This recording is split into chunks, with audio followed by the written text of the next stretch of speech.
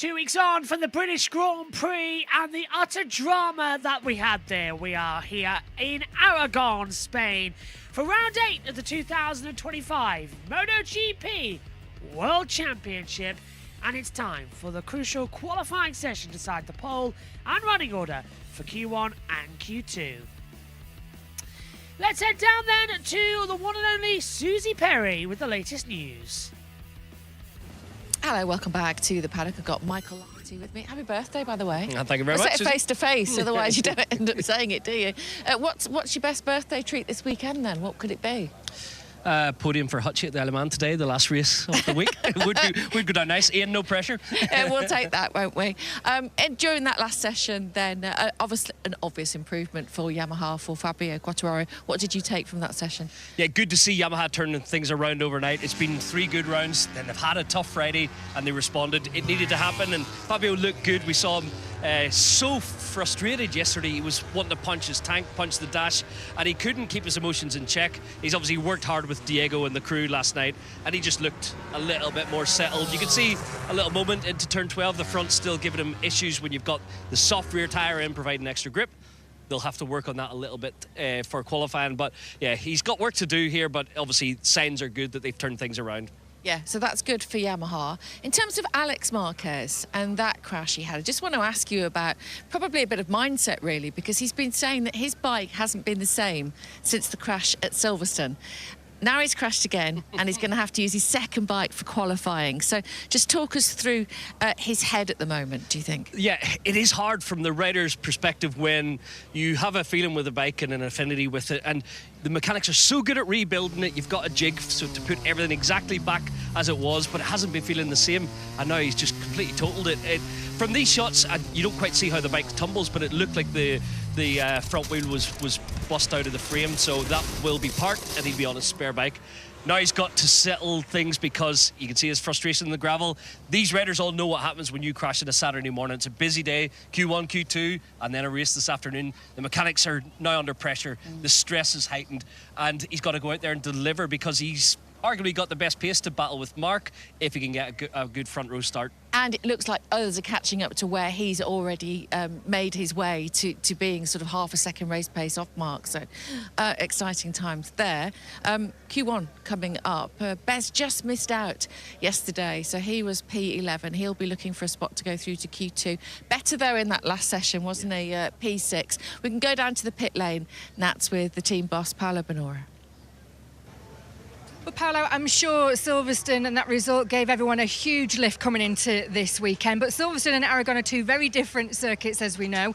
Marco just missing out on automatic Q2, P6 in that session. What's his feeling this weekend so far?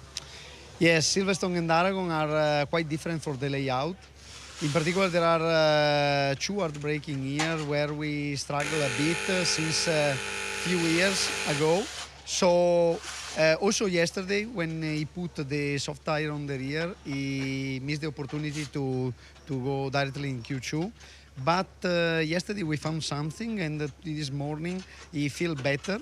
So we hope that he will go directly to Q2 because the race pace is quite good, and he has confidence with the bike. What have you changed? How important was that session? What were you trying to give him that extra something for this qualifying? This is so important because the weather situation, the track condition is quite stable. Probably during the race there will be an increasing on the tarmac temperature, but this condition will be good to test what we change. I can't say to you what we change, but we change a bit to improve his confidence in the braking. Thank you, Paolo. Thanks so much. Encouraging signs, it sounds like, from the Aprilia garage, Michael. Yeah, they were really happy in the afternoon session with the medium tyre. It was all working well. Put the soft in, the bike became a little nervous in the braking zone. A few little mistakes and not quite enough to get through to Q2. As Paolo alluded to, they've revised something in terms of engine braking, chassis, and he's happier, he's fast with the soft tyre. So he's got to get the lap time on the board. It's going to be a tough Q1. If Bezzecchi can make it through, he's certainly got the race pace. But this shows the critical nature of getting knocked out in the afternoon. pressure's heightened, and he's got to deliver now over this 15-minute session. Yeah, it really is, and this is going to be an absolute bun fight. You've got Fabio Quartararo in there, who obviously improved in that last session, and Jack Miller as well. Yeah, Jack's took a step up. The Yamaha's looking better. The big thorn will be the fact Fabio Quartararo is in Q1, where he should be direct through to Q2. Likewise, Bsky, you've got the 3 KTMs make in the grid this weekend, so it's a tough Q1 ahead. Yeah, it really is, and they're about to go out now, so let's head back to commentary with Neil and Gav. This is critical, guys. The first part of qualifying is underway for the Aragon Grand Prix of 2025. A few more runners and riders that we need. So we've got Augusto Fernandez, Fabio Quartararo, Nea Bassini, Ralph Fernandez, Lorenzo Salvadori, Somcat Chantra, Alex Rins, Jack Miller, Fabio Di Giannini, Marco Bezzecchi, and Miguel Oliveira. Just 11 of the 12, due to only having 21 riders in this session. The team will still progress through at the end of this one to make it 12 in Q2. Alongside me in the commentary box, so it looks like a severed head, is Megan Birch. Morning, Megan, how are you? Sick. Yeah, not doing well with a cold, so we're sticking in front of the heater. Yeah, I'm still gonna You okay? feel ill. Well, we'll see how. Hopefully, qualifying makes up for it as well. I've got my own tissue though. Yeah, so I'm just keeping away from that side of the commentary box at the moment to come into it. So this is Q1 then. Green light is on here in Aragon. And 15 minutes to go in this. Fabio Quartararo, Megan, pole position for the past 3 races running. Having to go through Q1, he was 18th fastest yesterday, and he's struggling with the bike. Ups and downs for Yamaha, isn't it? Yeah, sometimes they have good times, sometimes they have this. How is he usually around this circuit? He's won here before. It's not too bad of a track for Fabi, but it's if you're in the right zone, then it gets the best situation. Do you think it's maybe just a bad weekend for him? I think it's a cross between a bad weekend and it's a cross between how different a time of year it is than to when we usually come here. We're coming here at the start of summer. We're usually here at the end of summer in like September time. We've swapped with Catalonia, so the temperature is a little bit different. And we have the post-Aragon test, which is going to be live on JBMotorsports 2 on Monday, the whole 8 hours. That's a long throw. Yeah, well, luckily we'll just replay the weekend. Oh, yellow. Yellow flag is out. Sector 1, and I think that's one of the KTMs. 20. No, that's still Brad going on. Is it? Oh, it's Marco Bezzecchi, winner from British Grand Prix. It's an Aprilia. Do you know what I'll never understand? Why they always bring up the driver tracker and then highlight one driver, which isn't actually I know. It's the one. Rider tracker should be an option for us up here in the commentary box. It'd make life a billion times more easier. But yeah, just out he goes down at turn 3. They'll get the spare bike ready, but that is not good news to the winner from Silverstone. No, I reckon the front's going to buckle. That's weird. He's lost it mid-corner. Do you know, I generally don't know which side buckled. Let's have a look. It's, I think, yeah, the front buckles on the left, on the right.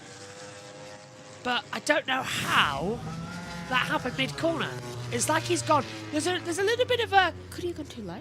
Well, I don't know how to describe it without getting the touch screen up, which we haven't got yet. Oh, by the way, we're getting that set up soon. Okay. We're going to get another little table here and describe it with my phone. Oh, great. Oh, yeah. Actually, hang on a minute. If you take it for a second, I'll get my notes pad open and I can draw. Ah, clever. Right, so currently looking at Quartararo has done a personal best Sector 1, though no one's actually done a fastest yet, so that's... Oh, just I say that, Jack Miller does the fastest for Sector 4, and we're having a lot of lap time cancellations for due those to yellow the yellow flags. Okay. Jack Miller goes top with a 2-minute 2.772. Give me 1 second. I'll explain. Oh, little fact this morning. After standing up and doing a washing up last night, I had the worst pain. I felt like something in my back had gone out. So this morning I really got fed up with it, and then outside the bathroom door, do you know they have door frames? I pushed myself really hard against the back, against the door frame so that it would push something back in my back. Okay. So, And it actually worked. So to explain it to you, that's turn 3, right? So if that's turn 3, the red bit is the inside curb. At the inside of turn 3, there is a light repave just there, where the motorcycle's on the racing line. So that gives you a bit of extra grip. But on the inside here, which I'll highlight in yellow for you, if I can, because it's being a bit funny. The inside here in yellow, it gets incredibly dusty because you're off the racing line, and that's where bsky was. So I'll draw him in blue pen, and do his lap. What happened was, he came in on the normal racing line, took too much angle, dropped it, and went straight off. So he's in blue. So he came in on the right angle, took too much inside curb, and dropped it, went off. There you go. You should use that more often, Kickman. Well, I want it on one of the monitors so that I can draw things like that very quickly to explain what's happened. Because it's hard to describe. And Yeah. yeah. You want Ideally, people to understand. I'd like this connected to that, which is behind here, and I can just go, yeah, like that. It's gone off here, straight up there. I'd like a diagram of the track that I can zoom in and show you exactly how it's gone wrong. But for a quick doodle, I don't think that was bad. Yeah, it's quite good. So, Quartararo's on top, 147.078. Digi's in second. Rins third. Raul Fernandez fourth. Miller fifth. Bastianini sixth. Augusto Fernandez seventh. Salvadori's in eighth. Chantra ninth. bsky is not so that time yet. Neither is Miguel Oliveira. Fact correction. Miguel Oliveira has just got into eighth. And Quartararo, who was 2/10 up, is furious because he's let himself go wide at the last corner. That's not good. Here's a replay of that. Keeps on happening, What's he Megan. do? And he just does not go low enough, and Yeah. then he don't go low enough, and then he seems Angry with himself. angry with himself. Fact that's caused him to go off. bsky's back in. Also, if you ever need something to be pushed back into place in your back, the bathroom frame of the door seems to be really like solid. I thought, because I just going against. Yeah. I know, but every single time I tried to do that, it wouldn't do anything, and I felt like something was out of place, like near my shoulder blade. So I did that this morning and made sure it was like pushed back, and it helped. And I haven't had a problem since with it. Oh, Bagsy's shower then. I'm not going to go in until later tonight because I cannot be bothered. I'll just shower and get ready for bed. You do sound like you're Yeah. sick as well. And we don't have any mic medicine. What we need is a COVID blocker, like that Perfect glass. Oh, shall we show what happened to me the other day? What? You came into the commentary box and ripped No. your shirt again? No, the other day. Medicine. Oh, right, yeah. Megan's allergic to cherry. While we're in this lull period, we everyone Yeah. come in the pit lane. Megan is deadly allergic to cherry. It's one of her allergies. She comes out in massive hives and she can't breathe. And apparently now my throat closes up. Yeah. So we've got a medicine bottle. Yeah, and we were trying to open it. There was So this you were one that was going like like constantly sticky, and I looked at the thing because I wasn't aware that the medicine was cherry flavour. I Yeah. thought it was blackberry flavour. And someone else in the house right It was now is blackberry sick. flavour. I've been going, good. Yeah. I love blackberry medicine. And I was trying to get it unstuck through the thing, and it did work. Yeah, but- she done that. But you Then I touched my face You afterwards. had it on your hands and you touched your face, and then all of a sudden, within 5 minutes, she's gone hives galore. Yeah, and I started to feel my lips tingling, and then I thought, okay, that's my sign that I've usually had cherries. You really need an EpiPen, I do. I need to make an appointment. because then I can stab you. It's in the thigh, middle of the thigh that you have to stab. Not a hard target for you, is it? No. Yeah, You led yourself into that one. I couldn't really know. I'm glad that I know my signs for cherries Yeah. because that's the one I've always kind of like known. That's my more serious allergy, Well, which is now- weird given that you would think my allergy to peanuts was more serious, but no, it's cherries. Well, at least you're okay. Yeah. So we filled that lull period But- sort of nicely with 6 months ago. Yeah. But I never knew that my throat closes up, so it's got worse since the 5 years that I last had a reaction. Which just scared me. Think about it. I'm glad you didn't have an allergic reaction to sausage rolls now when we made you try it. But Middle of Nana's 80th birthday party. Here, it's not a sausage roll. It's one of those cheese ones you like. Take one bite. This is a sausage roll. Yeah, but do you like it? Yes. And just keep eating it. I would have just kept eating. We have to trick you into eating foods. From now on, I'm going to take allergy tablets with me everywhere, which I know doesn't really cure allergies, but it does help, especially if it's only quick, like the reaction, and it would help you get to a place where you can actually fully get medical treatment if you don't have an EpiPen. So I do suggest that both milk and the allergy tablets, so that, because that helps. It's not just like hay fever allergy, it's like that, because that literally put down my reaction. And plus we also gave her an ice cream. Yeah, which, if you think about it, that ice cream was only there because I kept having a feeling, it's like, no, I should eat that later. That's been in there for a couple of months. Well, while we're filling the gap, ladies and gentlemen, with this, because Bezeki's gone out and come back in again.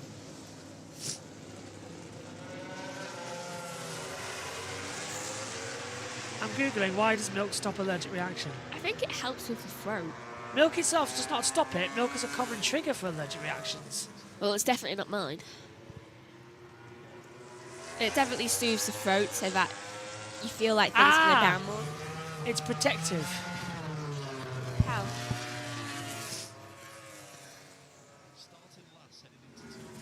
I feel like this has turned into Allergy 101. Yeah.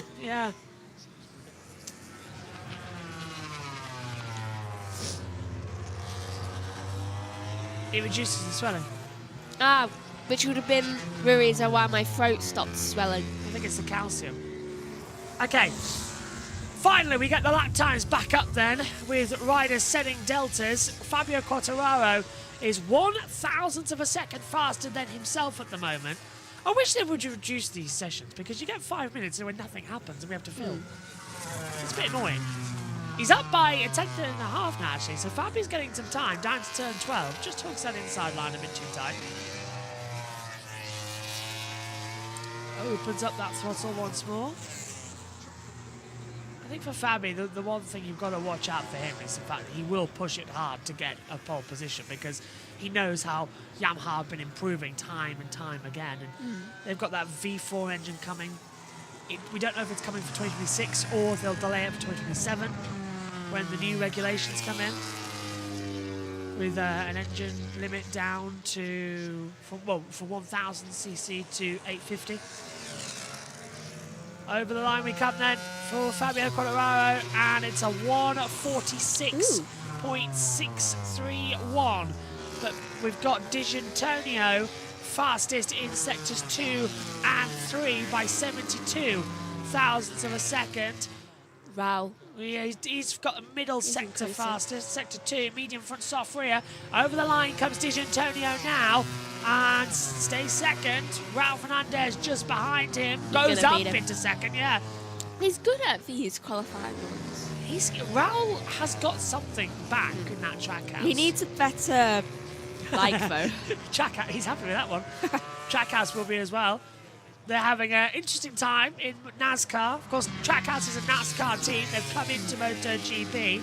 Many people said that was a strange turnaround. But Trackhouse runs Shane van Gisbergen, I think Daniel Suarez.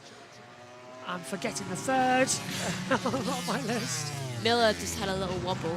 That wobble made him go third. He was 26,000ths of a second away from second, so that wobble did cost him. Wins over the line, stays fourth.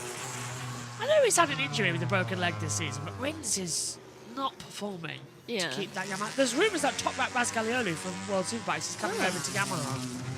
But there's also rumours that that's where Miller could end up. I mean, not Miller, Martin, to replace Miller. Yeah, because Miller is not having a great time. I mean, he crashes like once a weekend. Has he crashed this weekend? Not to my knowledge. So only when I'm in the box. Great, maybe I should leave. He hasn't crashed in any of the 3 practice sessions we've had so far. Any correlations to that? No, spoilers if viewers on JB Motorsports haven't watched the premiere yet of FP2. Well, the only correlation between that and every other crash is the fact that I've not been there. That's true. Of course, what we do in MotoGP now is split up between JB Motorsports 2 and JB Motorsports the practice and qualifying sessions and the races. Antonio goes over the line with a 1:46.610. He's gone fastest with 30 seconds to go, but Quartararo is faster in the two sectors. Bezzecchi's back out and he's setting We've lost purples. timings. I mean, not purple. The timings have gone down. Are they coming back? Slightly. Mine aren't. Mine aren't. Mine are fine. No, because look, Quartararo's... Yeah, I think Quartararo's backed out the lap time then. Yeah. Probably. Maybe he's had a little bit of an off. 23 track limits, so that is Bastianini. Maybe Bastianini went off in front of... And that's caused it, yeah. And then, oh no, ruined lap time. And Bezzecchi is setting really fast sector 1, 2 and 3 times. Maybe he'll get like a 5th. Now we know, by the way, why the Aleman TT didn't have a terrestrial broadcaster live, is because the races get delayed so much. That's why we haven't covered it this year. We're having experience, and then maybe next year we'll see how it goes for the TT and the road racing. Checking flags out. Miller 4th, Rins 5th, Oliveira 6th, Bastianini 7th, Salvadori 9th, Bezzecchi in 10th. So that's it for the end of Q1, and Aprilia from the highs of Silverstone to the utter lows of Aragon. And do you want to know how low it's gone? Salvadori has outqualified Bezzecchi. Oh my goodness. The two Aprilias will start this race on the last row of the grid. And that's why Jorge Martin has exercised his contract thing to say, look, I'm not going to race next year for you. Did she top? It's like, he's been like, I think it's a good thing that I haven't been able to race. Yeah. Because if that's what goes on there, it's too up and down, isn't it? So Antonio and Quartararo, your two drivers going through.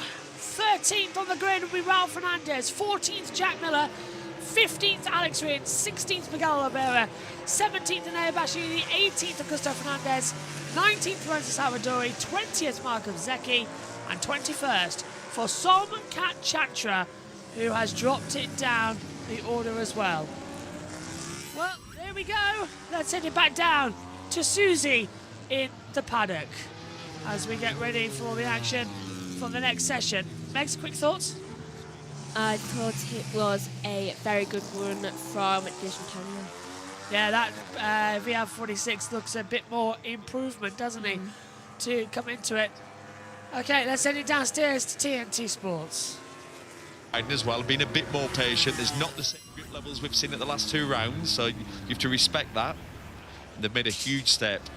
Fabio Di Gianantonio also going through with Quartararo. It's the Fabios who've done it. You've got to feel for Marco Bezzecchi.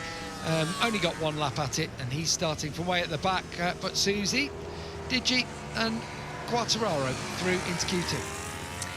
Yeah, thanks, Gav. If you had double Fabio for that on your bingo card, nice one, well done. Scrappy from Fabio Di Gianantonio, but he made it stick and he got through.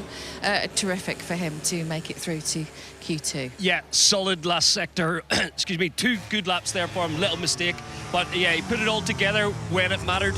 He's not looked himself this weekend a little bit, did he? Of all the Ducati Raiders, struggling a little, but he's put it all together now, and he's up in contact with the Marquez boys after these laps. So yeah, there's been a bit of work up overnight, obviously, inside the VR46 garage.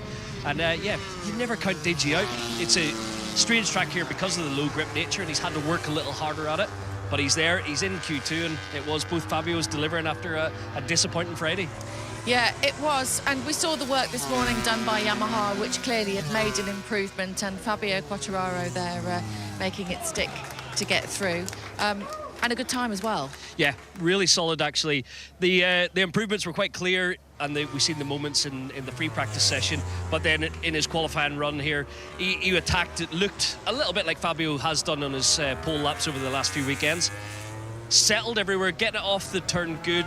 Obviously, electronics has been the big change in recent rounds where they've put more in the rider's hand. You arrive at a low grip track, and you got to taper it back a little bit on the torque maps, and it's just took that little bit of analysis, and they've got it there. So I think Fabio, he doesn't enjoy this track. It's probably not somewhere he's thinking, I'm going to go stick it on pole position, but he's in touch for a front row And now. he looks more comfortable, probably importantly, than he has done absolutely all weekend, doesn't he? Yeah, visually, he's more settled. Yesterday he was angry. He was just so frustrated. And yeah, obviously, when you start to get the sensations from the bike that it's reacting to your inputs, now you can relax and build from there. But yeah, he did struggle yesterday to keep his emotions in check. But I think he can turn things around and still be strong here. We quite like it when it gets all fired up, though, True. because we know there's more to come from there. We're standing outside Aprilia. It was an absolute nightmare for bsky out there. It seemed like everything kind of went wrong. There was so much going on. You kind of never thought that he was going to be able to get out and put down a lap, did you? As soon as you crash on your first flyer, it's a 15-minute session. You know the second bike's never going to be perfect, and then they had problems with it. I feel for them. Obviously, they did get things right, but one lap after doing an out lap and the tyres cooling down, it just didn't seem to hook up for him. He's at the back of the grid after winning last time out, and that just goes to show the highs and lows. So, well, I was going to say 1 week to the next 2 weeks on, and he's struggling in the doldrums.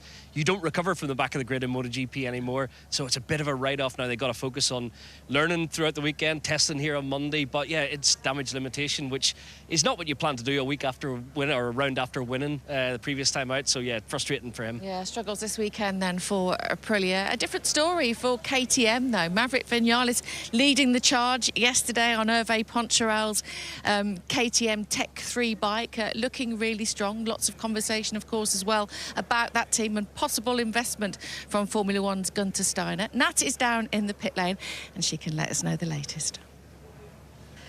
Hervé, we've got 3 KTM riders going in this next session. A really good Friday for everybody, but Maverick leading the way, and not for the first time. He appears to be the reference at the moment, doesn't he? Is that fair to say? Yeah, I'd like to think so. You know, Maverick is very happy to be where he is at the moment, you know, riding that bike and being with that team. And he feels there is a lot of potential in the project. He's very involved. And he's enjoying himself on track, so this is good, you know. But at the moment, we are about to reach a key moment of the weekend, which is Q2.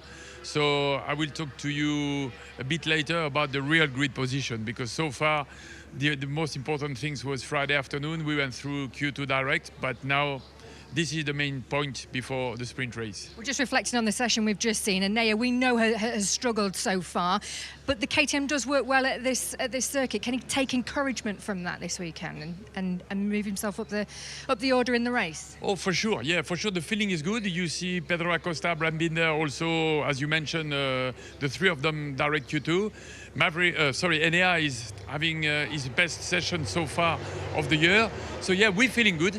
We know the track condition, the heat of the track will be a very key point for the races, including the sprint race.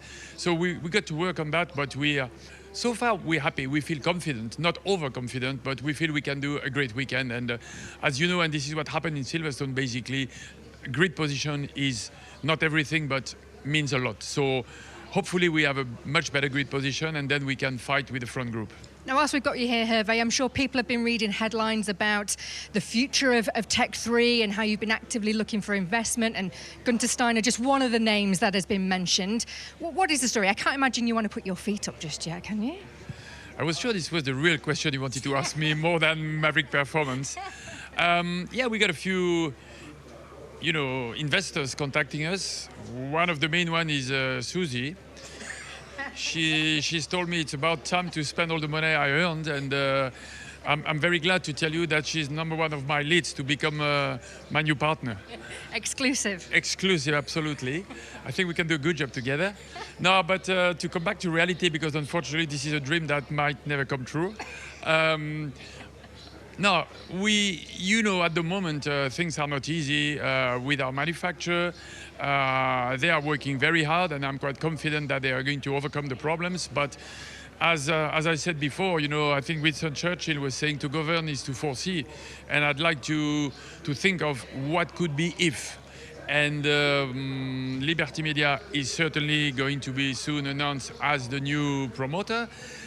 A lot of people are excited about that. They saw what they did with Formula One. They think they could do same kind of things in MotoGP. Therefore, you know, they would like to talk to the actors, and Tech 3 is one of the actors of this paddock, and clearly they've been. I've been having quite a few, you know, contact. Gunther is one of them, but he's not the only one.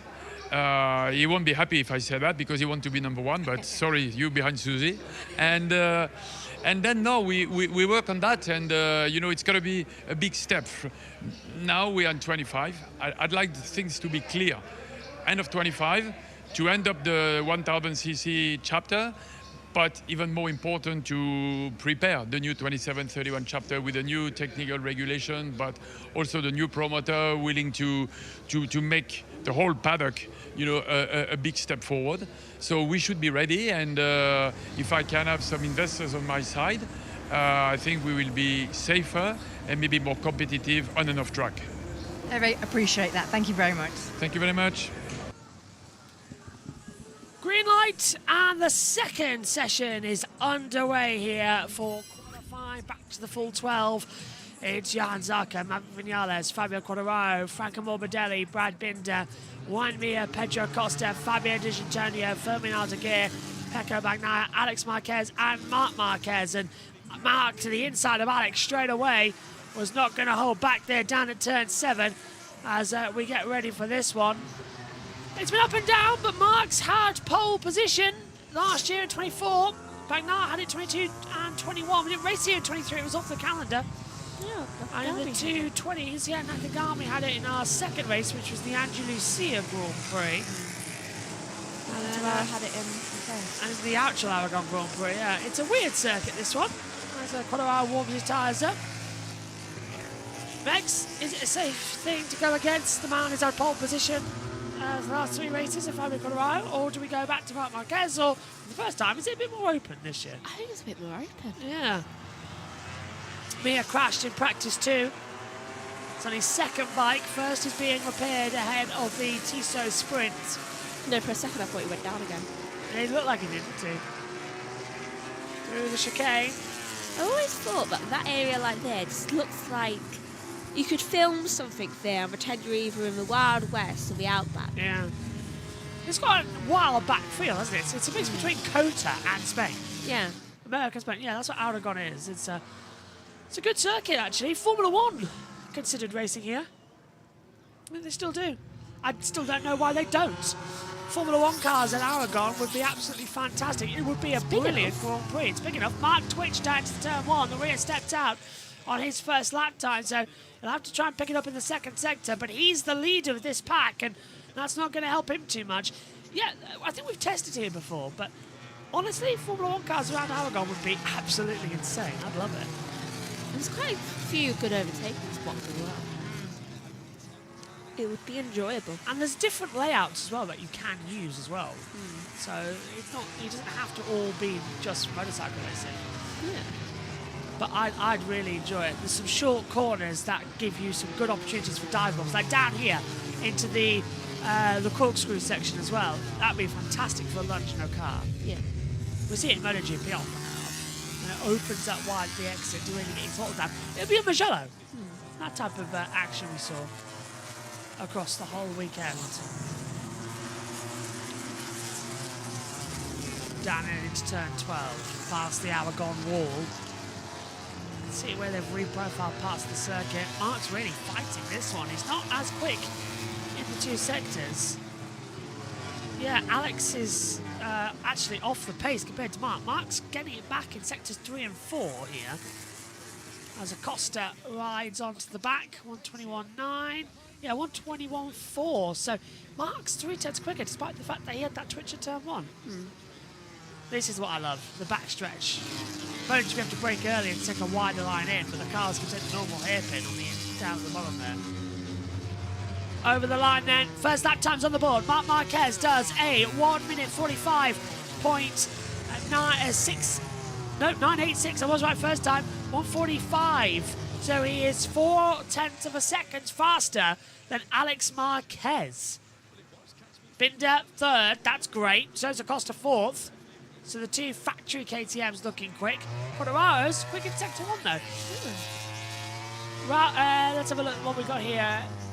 49.20 go to Q2, says Plug. Sean says Ralph Fernandez in the trackhouse Aprilia out-qualified both of the factory Aprilias. Just missed out getting into Q2. Also remember the controversial moment here, the crash between Alex Marquez and Bagnaia last year. Oh yeah, do you remember that accident? Kind of. Where we all thought that one of them was dead. Yes. Yeah, I do remember. they went into the barrier. I think, was it Bagnaia had the bike land on his head? Yeah, he did. And then ran over his leg as well. We all thought, oh, well, that's going to, yeah. Surprised he didn't break it. It was a bad crash, that one. It was fast and accidental down the turn 13. Colorado's gone 6th fastest. Pole sitter for the last 3 races. Starts on outside of row 2. Vinales middle of row 3 in 8th position. Alex Marquez, however, is 29 thousandths of a second up on brother Mark. Oh, it sounds like he's a vicar or religious. It does sound like that. What can Alex do? Down the back stretch then. 10th back in the 3rd sector delta time. Do you mean brother Alex? Brother Alex, yeah. Really takes it down the inside line on this Cassini bike. Opens up the throttle. Rear tyres squiggling for grip. Over the line, and he takes that gap to 2/10. It's a 1:46, 2:07, 2/10 down on Mark's lap times. No one else doing that big of an improvement. Morbidelli's gone 5th. Acosta's gone ahead of Binder though, so Acosta has now taken 3rd position. As Fabio Quartararo we look at now, still 2.5 tenths of a second down in sector 2 with a medium front soft rear tyre. Maverick Vinales 3/10 down as things stand, and desperately trying to find the grip, find the ulteriors as they pull down. He's now 3/10 back at the 3rd sector. Mark into the pits, so is Bagnaia. In fact, Bagnaia and D'Antonio yet to turn a lap time. Bagnaia 1:47.166. He is so far back.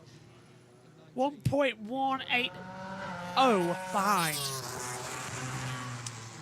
Quartararo in 6th. Vinales just behind. Only improves up to 8th place. Again, middle of the 2nd row. So the first run's complete. It's Marc Marquez, Alex Marquez, Pedro Acosta, your first front row.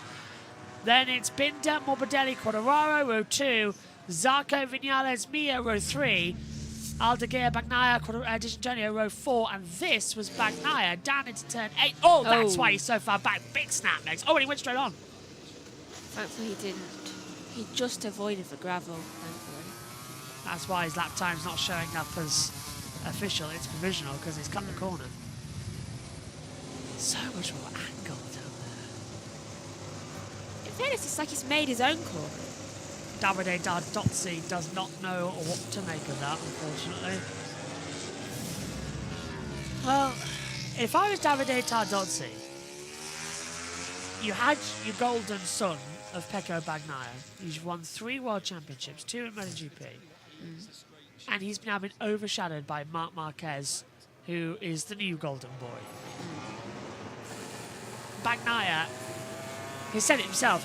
Bagnaia, Neil Hosser said it. Bagnaia sort of hinted at it. I see Bagnaia leaving Ducati. Honestly, I agree. He can't win a championship on the same bike as Marc. I wonder where he'd go. Yamaha. Could swap with Quartararo. I'm thinking Reynolds. Although, this is the thing with the silly season now. It's going everywhere because of Martin saying, I don't want to ride with Aprilia. Can you blame them? No. We've got Yamaha talking to Top Rack in World Superbikes about joining their teams. You've got Martin possibly going back to Prima Pramac and then moving over to the factory Yamaha. You've got Bagnaia looking at the factory Yamaha. No one's looking at Honda, who've had a resurgence as well. Well, I don't think that. No. Come on, they've won a race this year. Zarco's won. He's in this session again. In fact, and so has Juan Mir.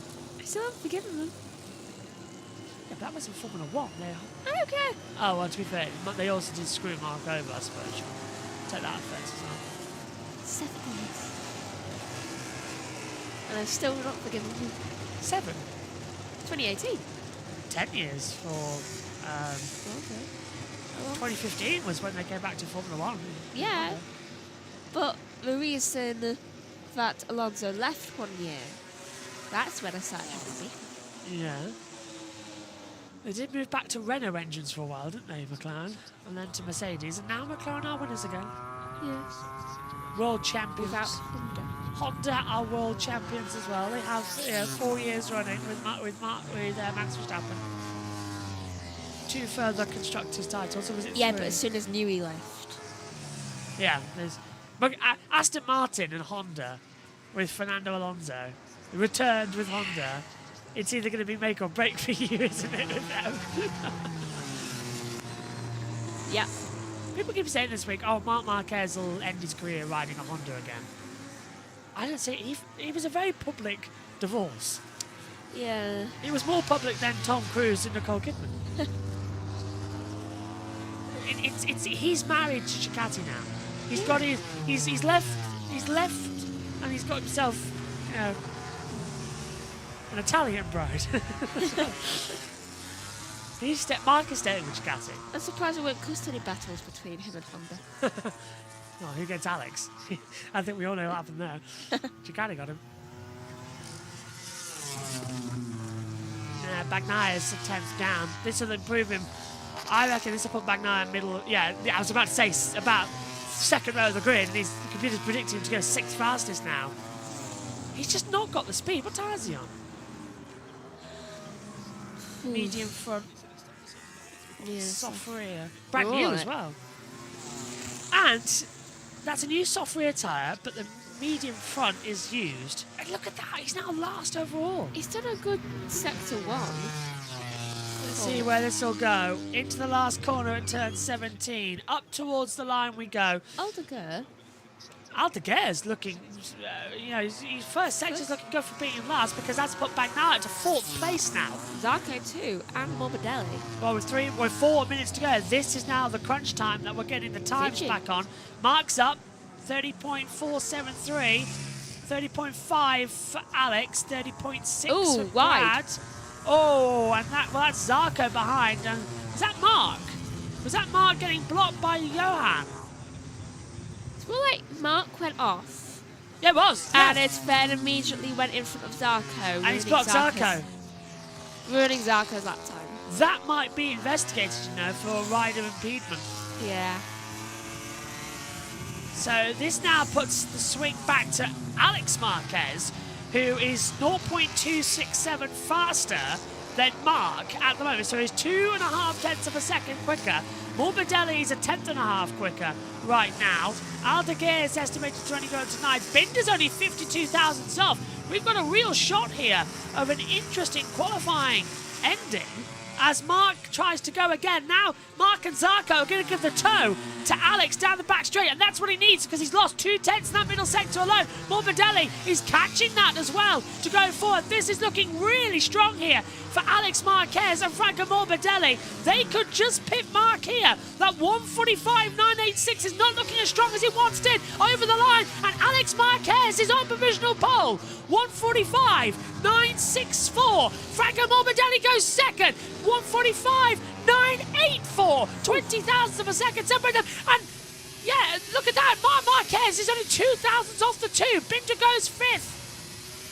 Well, this is going to be an interesting ending. They're all on their last lap times now. This is their last laps. They won't get another one to go. Well,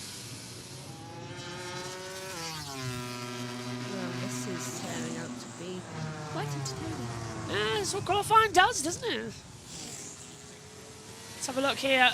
If Bagnaia does somehow lead the Ducati team, who do you think he'll go with?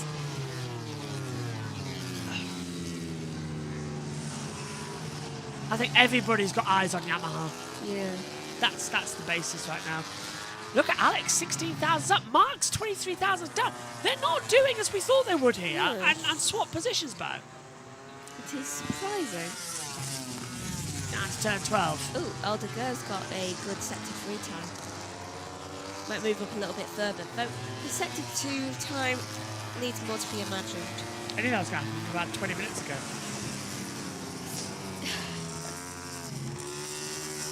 Alex still top. Mark is now 2 tenths faster. Where did Mark get that time from in that middle sector? Sector 3. Usually everyone's slower there. Mark has just blown it away. He's 0.193 up. Well, this is Marc Marquez showing to everybody, you thought you could beat me. I've won here 6 times before. I am not undefeated. Marc Marquez retakes pole position with a stunning 1:45, 7:04, 2.5 tenths of a second faster than Marc and then Alex. That is the second time. Marc keeps having trouble. It's turn 1, yeah, the brakes are off, aren't they? Carries too much speed. He keeps wobbling too much. I mean, there was that time where he went in front of Zarco and there was that. And I saw a little wobble there on the last corner. So I think he really needs to get that bike checked out. Bagnaia shot up to 4th. He misses out on the front row of the grid. He can't do better than 4th, can he? Yeah. Checker flags out in a few moments' time. Quartararo will be the first to meet it. Flags out. Right, here comes Quartararo and Acosta. I think we've already had our lap times done. Watch out for Franco Morbidelli, actually, and filming out again. They've got red sector times out there so far. Quartararo over the line and moves up into 7th position. Acosta, Aldeguer, Morbidelli might actually have pole position here. It's not pole, but it's a good result from Quartararo in a weekend which hasn't gone well. Acosta goes 5th. That puts him up there as well. Fermin Aldeguer, he's 3.5 tenths of a second down. I'm watching Morbidelli's middle sector time. He'd get a decent time. He's 5 thousandths off of Marc at the moment. It ain't over till it's over. I think he'll come in at a respectable position. Aldeguer's just twitching the bike. Over the line, 7th fastest. That pushes Quartararo down to middle of the 3rd row. What have you got? So hard to tell who's on a fast lap and who isn't. I think Morbidelli is. Well, he's front row anyway, and in the position he is, he's on the inside line towards turn 1. So Morbidelli has the best position here. But is he going to improve compared to Alex over the line? There's only 20 thousandths between them. No, he's 3 tenths down. So that's it.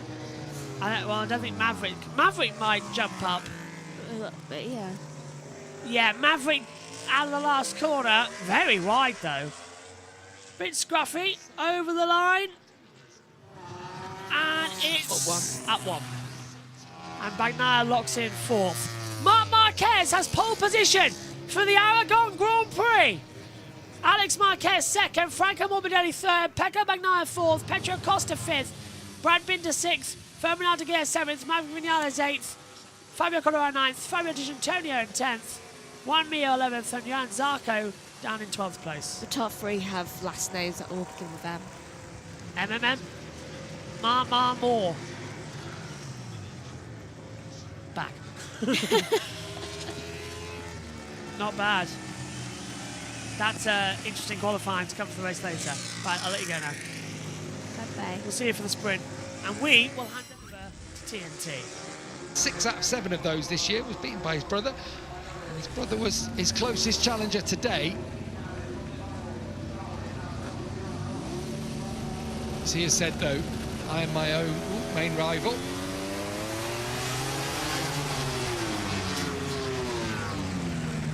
Has to keep a lid on it. That's basically what he's been saying. There is the fan club all the way around this racetrack. Barcelona is closer to his home, but this feels more like a home race. Always has done, hasn't it, Marc? Yeah, no, it's always been like that. You're right, it's so tight from Bagnaia down to Quartararo. That's nothing, is it? Mir was 11th, Zarco 12th, so Honda in qualifying trim, not quite there. They do have decent race pace. Di Giannantonio 10th, so that's your 4th row. 3rd row, Aldeguer, Vinales and Quartararo. It's disappointing for Vinales, but another one who has good late race pace. That's actually where the fan club is, isn't it? At the bus stop. Row 2, Bagnaia, Acosta and Binder. How good is that for the 2 KTM men? Yeah, it's so important for them to get on that 2nd row. Normally the KTM gets off the line well. Both riders aggressive. This is that moment. Just too aggressive with his upper body, and at that change of direction, he gained time. Like always, when the bike when it does this, you normally lose time. You're just trying to force a bike too early on your change of direction. He'd not even got his body over, and he was counting anti-steering, using his arms too much. I know I'm criticising the fastest ever two-wheel lap round here, but he will definitely look back at that lap. It was over a tenth down through the first split. He had all that going on, and that's him into turn one at the end of the lap, not at the start, by the way. Yeah, I just wonder if between, obviously, that's Honda mode. That's Mark Marquez riding the Honda. Do you remember? That's how he had to ride the Honda. The split for the second sector ends at turn 11, right in the middle. So you've got quite a run still down to 12, and I wonder if he's that much quicker through that part. That's where he's got his time, you know. Yeah, that's a fair point. I know it sounds weird. He won't be happy. No. Because he'll be like, that was far from a good lap. He'll take it. Oh, absolutely. It's his 5th pole of the year. He's got Alex, his brother, and Frankie Morbidelli alongside. Pecco Bagnaia will start behind him. Job done, Susie. I'm not sure it was the cleanest lap, though, of his career. Can you imagine if he'd actually done that lap properly? I mean, an all-time lap record for Marc Marquez, looking as scrappy as. We need to talk about Sector 3. Obviously, he was fully committed, and the thing is with Mark, we don't see him as ragged on the Ducati in his qualifying laps, but he's throwing everything at it, a few little mistakes. The rear twitches as he tries to force his body over the top. It's not really cost him a lot, it just looks a little bit scrappy, and yeah, it's Mark throwing it the kitchen sink at it. He still pulls it back over these last 2 sectors. Alex was actually a little bit deep at turn 12, so that gave a little bit back to Mark there. He's almost 2 tenths under here, but the last corner, this is where he goes back into Mark mode, a la 2025, settled on the brakes, gets it turned. He approaches this perfectly. He can turn these left-handers so well, better than anyone. Look at the body position, rear wheel spinning, helping it get back to the second apex. Another pump there and acceleration up over the hill with the soft rear, and it's the best ever 2-wheel lap. So, yeah, we'll allow him. There was a couple of little mistakes. Grabs a handful of brake, a little twitch into turn 1, and that is a man in control. So even though it wasn't his best lap, he had more in the tank for sure if he'd have put it all together, but it's still good enough to get the job done. It is extraordinary. How much of that is self-confidence to do a lap like that? Because it almost felt like, oh, blimey, actually, I need to just motor a bit here. Yeah, he's in control this weekend. I've seen the little mass damper canister on the swing arm, which normally means when you put a soft in, he's getting vibration, so the first 3 laps aren't good for him. To pull a pole out of the bag shows that race pace he's probably even stronger. So the vibration's certainly there. That's possibly why he was a little bit down after the first 2 sectors. He sort of built into it, and he's having those moments. So he's having to dig deep, wanting the pole position to be on the clean side of the racetrack. But he's got such race pace. I think that was one of those where he had to dig for the pole position and make it happen. But it is self-confidence and the knowing that he can actually pull those off. Yeah, it looked like a realisation, didn't it, that his pole could be taken, and so important, as you said there, to be on that clean side of the track. Plaudits as well to Alex Marquez, because it's easy to forget, seeing him in that session, that he actually crashed in the first session and was on his second bike. When you see a rider jump, Mark used to do it, jump in the middle of a qualifying session. It's so difficult to do. You always have a better feeling with one bike from the other. The fact he crashed, he just put the team on the back foot, and then he almost stole the pole from Mark. That's a rider who's completely on form. Alex this year is a changed character, delivering every time. So yeah, that was a really solid performance.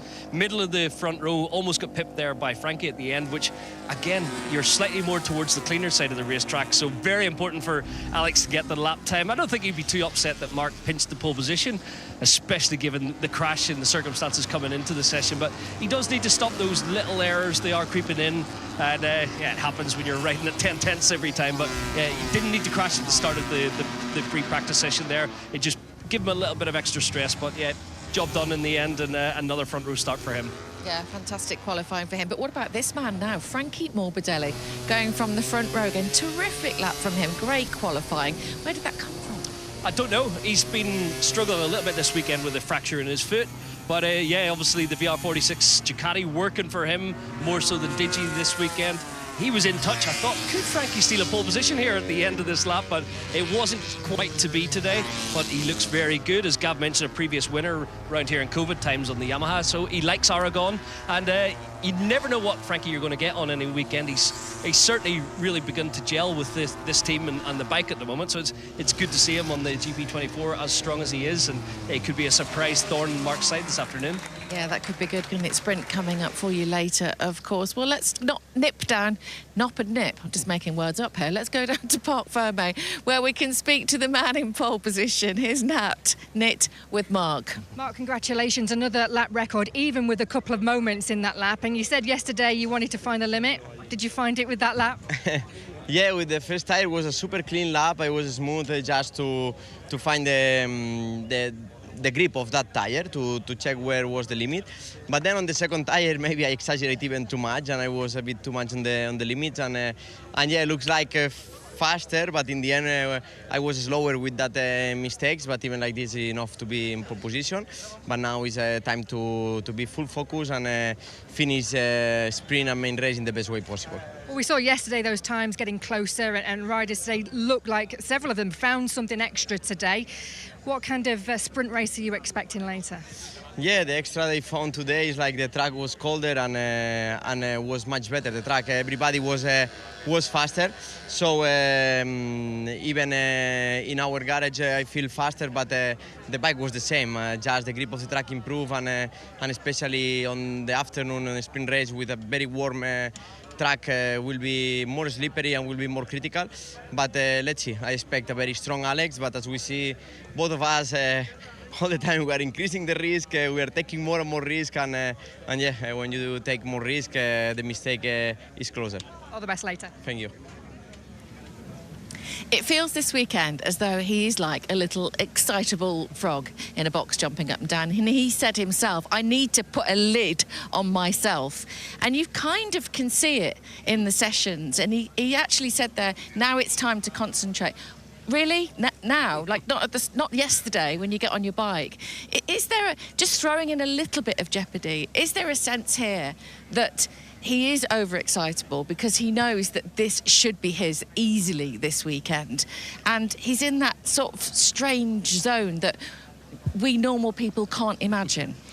The way Mark has thrown those victories away at Jerez when he was so strong, in America when he was so strong, Silverstone again, he knows he's fallible, and I don't think Mark really ever begins to focus on those negatives, but it's in there somewhere in the back of his mind, and he's thinking, I need to make sure I'm the fastest man this weekend. I got to get these victories in both the sprint and the main race. He's focusing on getting the points in the bag, because being the fastest on Friday by half a second, that's brilliant, but it doesn't pay any points. So he's got to get the job done here. He knows the track conditions are changing. They're getting grippier. That means everyone gets closer. Mark excels when the grip's low.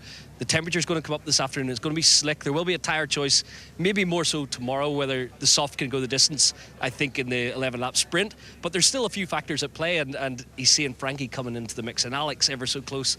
I think it's making him think a little bit, and it's going to make him knuckle down, make sure he gets the job done. Yeah, now his teammate Pecco Bagnaia is heading the second row of the grid. It was a better session for Pecco, finding something and a different attitude now, realising that this championship isn't like the previous 2 years where you can make a few mistakes and be consistent. He has to go out to win, otherwise it's all pointless. Yeah, he's got a lot of points to claw back at the moment. I think for him, he's been focusing lately on just getting the feeling back where he can ride to the limit. And this weekend, trying some things in race trim with the new forks today. He's got the second row start. I think for him, it's maybe a little bit important that he's on the clean side. He can get a good jump from fourth on the grid. And I think he's got good pace. He looks solid. And yeah, maybe just focusing on getting the feeling back as much as anything. Forgetting about the championship, it's probably out of reach at the moment, or he could turn things around, but at the moment that's not the focus. It's bringing back the old Pecco Bagnaia and yeah, getting this GP25 to respond the way his bike did last year, that he could do whatever he wanted on. Yeah, 4 Ducatis then and 2 KTMs make up the front 2 rows, and it's Alex Marquez who seems to be rivaling Mark. He's the closest rival to his brother. Let's hear from him now, his thoughts on going from the middle of the front row. Alex, congratulations. To do that, I'm assuming on your second bike after what happened this morning, and still put pressure on Mark to be second. I'm sure you're delighted with that. Yeah, weekends like this that we know that Mark is super fast, and you know, he's fast with the soft, he's fast with the medium, so at least to put a little bit difficult his work on pole was our job, I mean, and was our work. So, goal done, because, the objective was to be in front row and to be there, and we did it. So this is so important. It was not easy after the crash this morning, but I understand why I crashed. I lost the front quite early in that break point because I was with too much angle and too fast in that moment. So just that, I understand. I did the reset.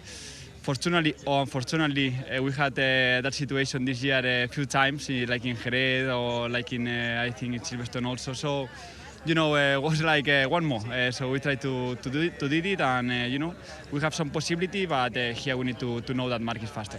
We heard several riders yesterday talking about the tricky conditions of the track. How's it felt today? Slightly better, especially, but I think improved a little bit the grip.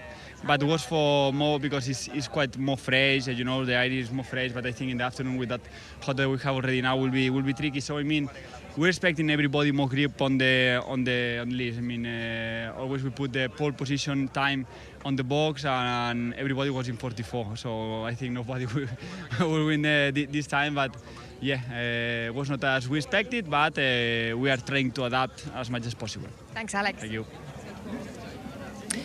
Interesting chat from Alex Marquez. He's always very open. Doesn't go down the PR route. Tells you as it is. What can he do to beat his brother around here? Well, we've seen him be aggressive with Mark recently. He can get in front of him in the early laps, try and ruffle him a little bit. We know that Mark sets in, even a sprint race, 11 laps. By laps 4, 5 and 6, that's when he ups the ante. So Alex has got to stay in touch or try and control the race from the front. He knows that the grip is changeable. As he said, it's still a lot of change will happen when the temperature goes up this afternoon. The grip in these cooler conditions, it did catch him out with the front crash, and it provided more grip for everyone. So it's made it look maybe a little bit closer on paper at the moment to Mark, but yeah, he's got to believe that he can challenge his brother. Yeah, and I suppose it's that really that we're looking at, that belief, because coming into this weekend, him saying, even if you're on 100%, which we've seen him, he still can't beat Mark around here. How important was it that he knew what had happened with that crash in the first session? Yeah, because he grabbed the brakes on angle, and he knows that the right side of the tire is a little bit cooler. The air is a bit fresher this morning. He just didn't have as much temperature on the side of the tires as what he needed for it to grip, and it's quite graceful actually. But obviously, you see the tumble on the camera from the bike, and it just puts the team under pressure. So yeah, it's not a huge mistake from the rider's perspective, but it's something you have to understand. You can't give away those little issues, because Mark's now seeing that his brother's under a little bit of pressure, or his team are at least, to rebuild the bike and get him on track this afternoon with a spare in the pit box. Graceful, he said. Oh, we're doing artistic impressions now for the crashes. All right, let's hear from the man who put his bike on the front row. A brilliant day for the VR46 team. Here's Frankie Morbidelli. Frankie, congratulations. A brilliant performance there. Just talk us through that lap and your feelings on being back on the front row. Thank you. Yeah, it was a great qualifying. I had a much better feeling today than yesterday. We've been trying to understand how to put the balance of the bike in the right way for this track, and we managed to do it very well. With Matteo, we did a wonderful job. The bike was different today, but was feeling much better. So I was able to attack and have a great feeling to fight for the pole position, which is great. Saturday is not our forte, so today we improved it quite a lot. So I'm very, very happy about that. Starting in the front row, it's a much better feeling than starting in third, fourth, fifth. We've been doing great races starting from those positions, but starting in the first line gives a much better feeling. To have that balance issue sorted, it sounds like the grip feels a little bit better for a lot of riders today. Do you feel you've got something that can challenge the Marquez brothers around this circuit today? I don't know. I'll try to do my best. They've been very quick throughout all sessions and in every lap. So it's going to be very difficult for sure. But we will try to make our job, and let's see what we can aim at. Congratulations. Thank you. Is he getting more American? Frankie's been to Hollywood, hasn't he? Yeah. That's very good, well done. But he speaks so good, doesn't he? He's so calm. Yeah. And his English is very eloquent. I like Frankie on form. I like him when he's calm and he's got this approach that he might be able to challenge the Marquez brothers. He might have something up his sleeve. They've dialed the bike in overnight, changed the weight distribution a little bit and give him the feeling he needs. Yeah, really close with Matteo there. Obviously done a great team effort. But when you shake it down this weekend, if you look at the results on paper, the Marquez brothers, they still are the cream that have risen to the top in the paddock this weekend once again. You know, Frankie saying, I'm going to do my best, which is all you can ask for. Are we looking at a situation where they could get away still, do you think? Or has it closed down? Can the KTMs on a longer format, can they come in? Yeah, possibly. You know, Pedro Acosta and Brad Binder on the second row of the grid can't be ruled out here. Qualifying isn't their forte, like Frankie said, it isn't his, but they race well.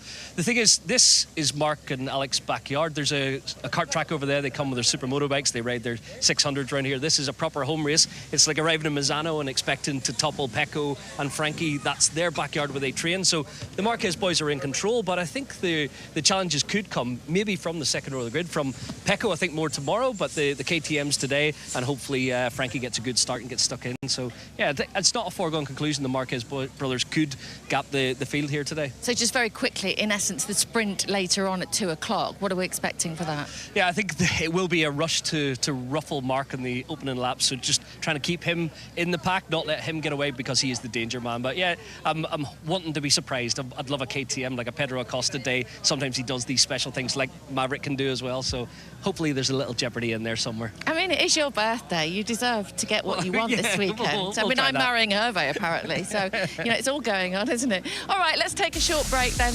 Sprint race coming up for you, 2 o'clock this afternoon. Yeah, you can join us for all of the action for that as well here on JB Motorsports. Thanks for your company. It is Marc Marquez on pole position for the Aragon Grand Prix. We'll see you soon. Take care. Bye-bye.